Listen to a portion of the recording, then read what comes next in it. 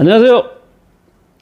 법적 분쟁과 관련한 여러분의 궁금증을 확실하게 풀어드릴 법무법인 신촌 임채근 변호사의 칠문팔답.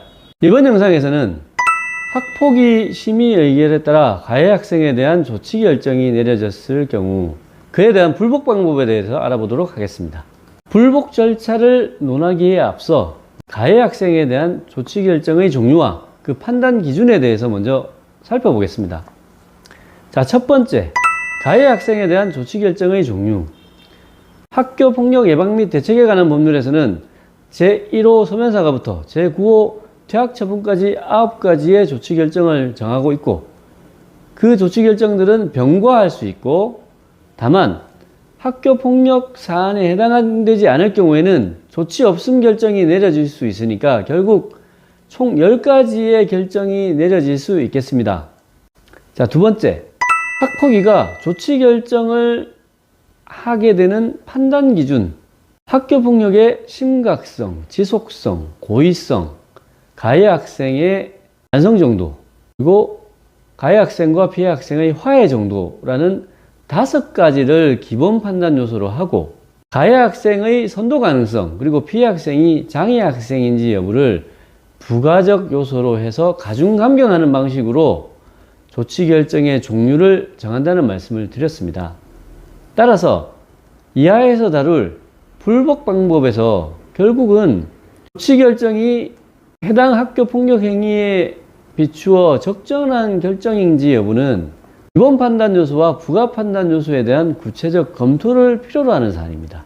자, 세 번째, 가해 학생에 대한 조치 결정에 대해서 불복을 하는 이유는 무엇이 있겠습니까? 피해 학생의 입장에서는 고작 그 정도밖에? 라는 말로 표현할 수 있겠네요. 내가 가해 학생으로부터 엄청난 피해를 당했는데 정작 내려진 조치 결정을 보니까 너무 가볍다. 그래서 조치 결정에 대해서 불복할 수 있겠죠.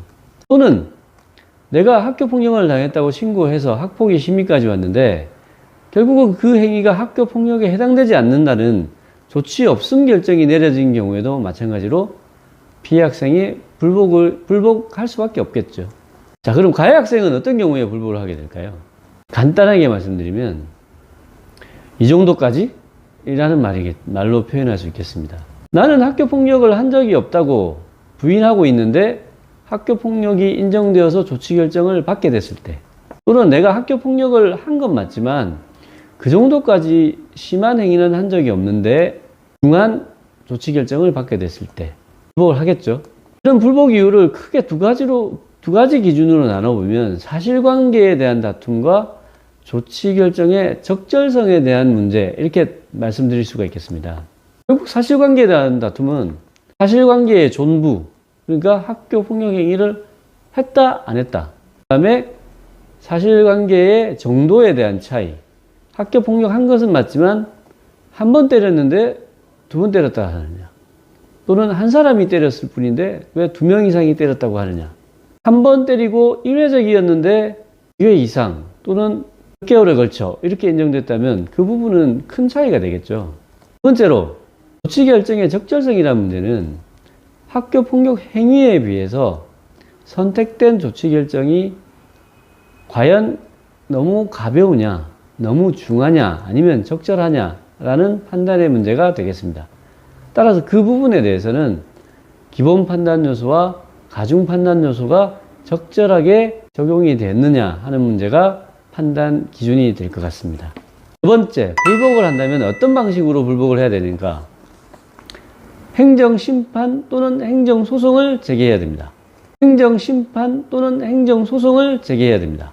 조치 결정이 있음을 안 날로부터 90일 내에, 그리고 조치 결정이 있은 날로부터 180일 내에는 행정심판을 제기할 수 있고, 조치 결정이 있으면 안 날로부터 90일 내, 그리고 조치 결정이 있은 날로부터 1년 내에는 행정소송을 제기할 수 있습니다. 조치 결정이 있음을 안 날이라는 것은 조치 결정을 조치결정 통보소라는 서면으로 하기 때문에 그 조치결정 통보소를 받은 날을 기준으로 다음 날부터 90일을 세면 되는 것이고, 조치결정이 있은 날이라는 것은 조치결정 통보소 하단 부분을 보시면 조치결정 날짜가 나와 있습니다. 그래서 그 날짜를 기준으로 180일 또는 1년을 계산하시면 되겠습니다. 다섯 번째, 그럼 행정심판을 제기할 것인지 행정소송을 제기할 것인지 어떻게 결정할 것인가? 이 문제는 행정심판과 행정소송의 유사점 및 차이점에 대해서 설명을 드리면 될 것 같습니다. 행정심판과 행정소송은 별개의 절차이지만 교육지원청 교육장이 내린 조치 결정에 대한 불복 절차라는 점에서는 동일성이 있습니다. 따라서 학폭위를 상대로 하는 것이 아니라 교육지원청의 교육장을 피고 또는 피신청인으로 해서 행정심판 또는 행정소송을 제기하시면 된다는 것입니다. 두 번째, 행정심판과 행정소송은 구체적으로 어떤 차이가 있을까요? 심판의 주체에서 큰 차이가 있습니다. 먼저 행정심판은 교육청에 설치된 행정심판위원회가 심판을 담당하고, 행정소송은 서울의 경우 행정법원, 지방의 경우 지방보훈원 행정부에서 재판을 담당하게 됩니다. 일반적으로 행정법원에 비해 행정심판위원회는 같은 행정 아닌가? 그러니까 이 경우에는 교육지원청이나 교육청이나 결국 같은 교육 관련 기관이니까 행정심판위원회가 교육지원청에서 내린 결정과 다르게 신청인에게 유리한 결정을 내릴 수 있을까라는 의문을 가지시는 경우가 있을 수 있습니다. 물론 행정심판위원회가 행정법원 또는 법원에 비해서 그 독립성, 객관성, 중립성 지위가 약하기는 하지만 나름대로 교육청 내에서 독자적인, 독립적인 기구로 구성이 되기 때문에 그 부분에 대해서는 크게 걱정을 하실 필요는 없을 것 같습니다.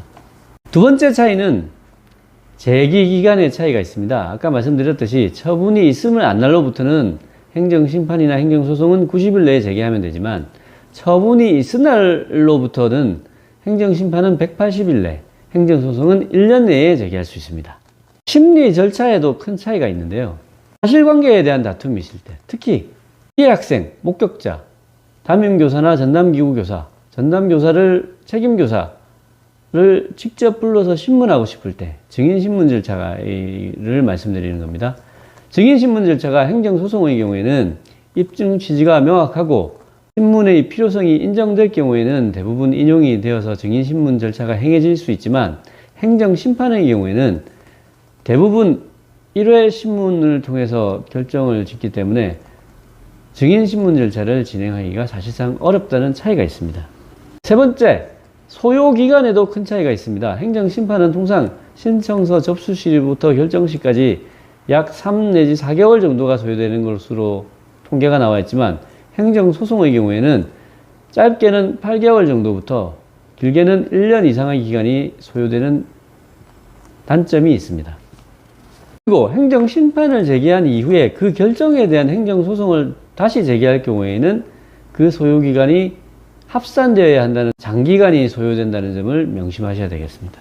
여섯 번째, 불복의 시기와 긴급성. 이게 무슨 얘기냐면 조치 결정이 이루어지고 나면 그 이행 시기가 대부분 긴급하게 잡힙니다. 서면사가 몇 월 며칠까지 이행하라. 사회봉사, 학교에서의 봉사 며칠간. 그러면 어서 나와서 봉사하라는 통지가 오게 되죠. 그러면 만약에 그 조치 결정에 대해서 불복을 해야 되는데 불복하기 전에 그 조치 결정을 이행해 버리고 나면 사실상 그 조치 결정을 다투는 실익이 없어질 가능성이 있지 않겠습니까? 따라서 불복을 하는 경우에 행정심판이나 행정소송을 제기한 경우에 그 결정이나 판결이 내려질 때까지 조치 결정의 효력을 당분간 정지해 주십시오라는 신청을 내는 것을 집행정지 신청이라고 합니다. 통상적으로 집행정지 신청이 인용이 되면 결정 후 며칠까지 또는 판결 후 며칠까지 조치 결정의 효력을 정지한다. 이렇게 내용이 적히게 됩니다.